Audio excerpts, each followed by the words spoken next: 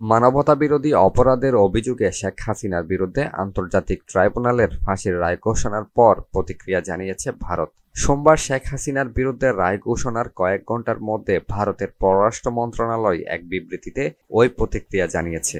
ভারতের পররাষ্ট্র মন্ত্রণালয় বলছে, বাংলাদেশের সাবেক প্রধানমন্ত্রী শেখ হাসিনার বিষয়ে আন্তর্জাতিক অপরাধ ট্রাইব্যুনাল যে রায় দিয়েছে ভারত সেটি লক্ষ্য করেছে।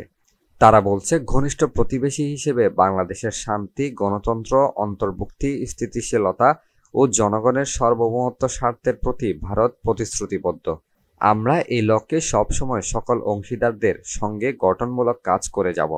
বিবৃতিতে শেখ হাসিনা ও সাবেক স্বরাষ্ট্রমন্ত্রী আসাদুজ্জামানকে হস্তান্তরে বাংলাদেশ সরকারের আহ্বানেও কোনো জবাব দেয়নি দিল্লি।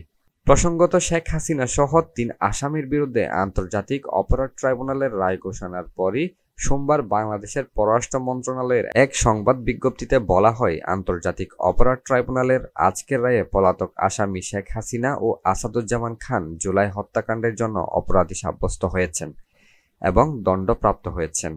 মানবতা বিরোধী অপরাধে দণ্ডপ্রাপ্ত এই ব্যক্তিদের দ্বিতীয় কোনো দেশ আশ্রয় দিলে তা হবে অত্যন্ত অবন্ধুসুলভ আচরণ এবং ন্যায় বিচারের প্রতি অবজ্ঞার শামিল।